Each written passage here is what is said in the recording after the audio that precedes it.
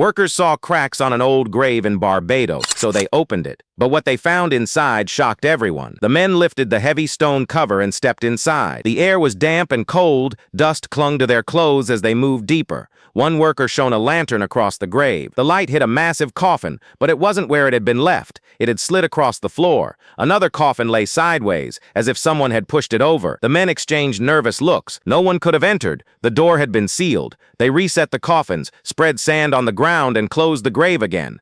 Then they waited. For weeks, nothing happened. But when the grave was opened again, what they saw inside made no sense at all. The Chase Vault in Barbados stood silent, its heavy stone walls holding stories the living could not explain. For the people of Christ Church Parish, the crypt had become more than just a resting place. It was a riddle that drew whispers in markets, gossip on porches, and nervous glances from those who dared to walk past the cemetery at night. When officials decided to reopen the vault after sealing it with sand on the floor, they came with determination. They expected proof of vandals or intruders. But what they found that day only deepened the mystery. Inside, the lead coffins once again had shifted. Some were tilted on their sides, others pressed hard against the walls. Yet the sand remained untouched. No footprints, no scuff marks, nothing to show that anyone living had entered. The workers stepped back in fear, their lanterns casting long shadows across the stone walls. Men who prided themselves on strength and reason now shook their heads, unable to explain what their eyes showed them. The story of the moving coffins spread quickly across Barbados. Newspapers of the time recorded the event. Locals traveled to the churchyard just to stand near the vault that seemed alive. Some whispered that it was cursed. Others claimed it was punishment for the Chase family, who were known for cruelty. Thomas Chase himself, buried there, had been feared in life for his harsh treatment of slaves and his bitter temper. Could the restless spirits of those he wronged be disturbing his family's eternal sleep? Priests warned against superstition, yet even they could not offer an answer. When the governor of Barbados, Lord Combermere, heard the accounts, he decided to witness it for himself. Combermere was not a man easily swayed by rumors. He had seen battles and served the British Empire abroad. When he visited the vault, he brought along officials and respected men of the island. Together they supervised the unsealing. Once again, the heavy slab was lifted, and the interior came into view. And once again, the coffins had moved. One was standing upright against the wall. Another was blocking the doorway as if it had been dragged there. Yet the sand told the same story as before, undisturbed, smooth, untouched. Lord Combermere ordered the coffins to be reset with precision. He made sure each one was placed neatly, side by side. He marked the arrangement carefully and then commanded the vault to be sealed again. This time he ensured that the slab was locked so tightly that no man could break in unnoticed. Weeks passed. Locals waited, half in fear, half in curiosity. When the vault was opened once more, the sight stunned everyone present. The coffins had shifted yet again. The governor himself confirmed it. What had been placed neatly was now thrown about with violent force. One coffin was lodged at an angle against the stone wall. Another had slammed into the opposite side. Once again, no sign of human entry. The sand was smooth. The locks were intact. The air inside felt heavy, suffocating. Some claimed the walls themselves seemed to pulse with an energy beyond human understanding. For the people of Barbados, the Chase Vault had become more than a burial place. It was now a legend, one rooted not in folklore, but in official testimony. Word of the phenomenon spread far beyond the island. Writers in Britain recorded it, noting the sworn accounts of witnesses. Scholars debated it in journals. Was it a trick of earthquakes? Barbados did experience tremors, but experts argued that earthquakes strong enough to move lead coffins would also crack the vault itself, or scatter the sand on the floor. Others suggested flooding, yet the coffins bore no signs of water damage, and the vault structure remained dry.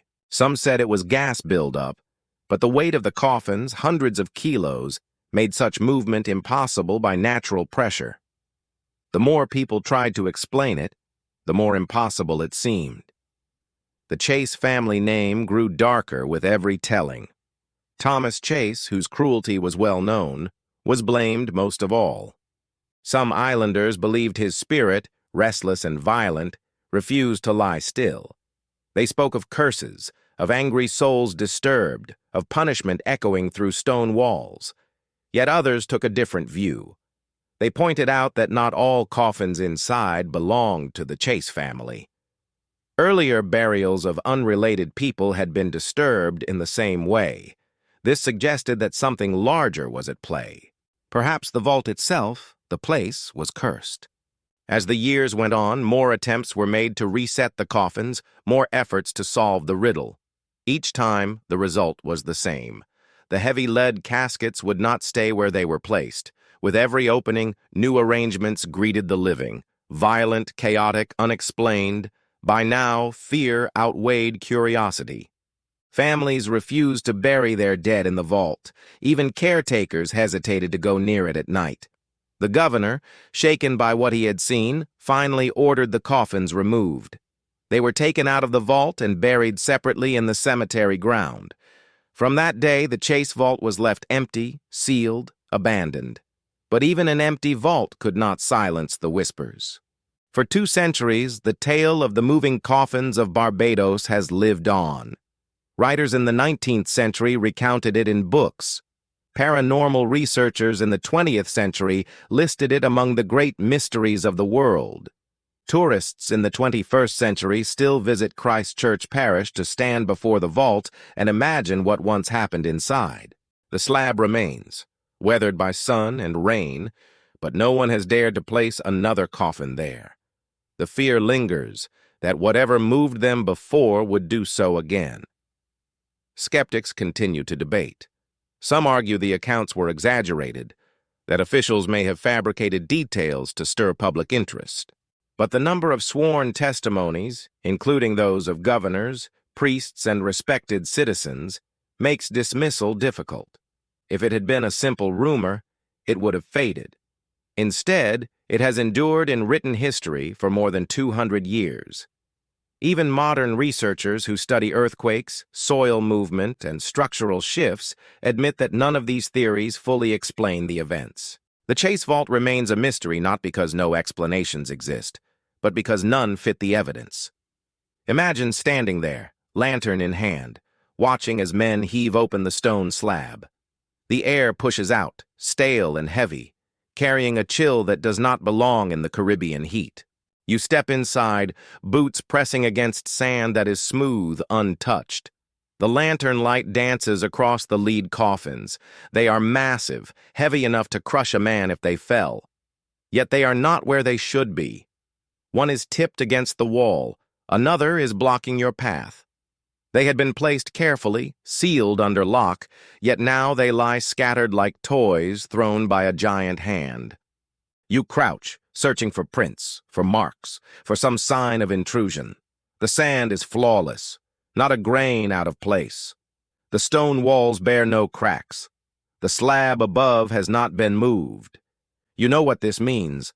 No one living has entered since the last sealing. Still, the coffins do not lie still, lie. When the decision was made to remove them, men gathered in silence. Each coffin was carried out, one by one, under the watchful eyes of officials. They were lowered into new graves, covered with soil, placed under the open sky where no stone chamber could trap them again. The vault stood empty, echoing with silence, its mystery unresolved. From that day, the Chase Vault was left as a monument not to wealth or power, but to something unknown. Centuries later, the story has not lost its power. It is cited in books of the paranormal, in history lectures, in travel guides to Barbados. Skeptics and believers alike stand before the vault and wonder. The stone remains, cracked and worn, but no one dares open it again. Some say that if you listen closely at night, you can still hear faint scraping inside, as if something heavy shifts against stone. Others dismiss it as the wind, the creak of trees, the power of imagination. Yet the fact remains, For years, witnessed by governors and priests, the coffins of the Chase Vault moved in ways that no human hand could explain. The Chase Vault has become one of the world's great unsolved mysteries. It stands as proof that not all stories can be dismissed, not all legends are born from lies. Sometimes, history records events so strange that even centuries later, they defy reason. The moving coffins of Barbados are one such event. They remind us that even in a world of science and logic, there are places where the past refuses to lie still, where stone and silence guard secrets that may never be explained.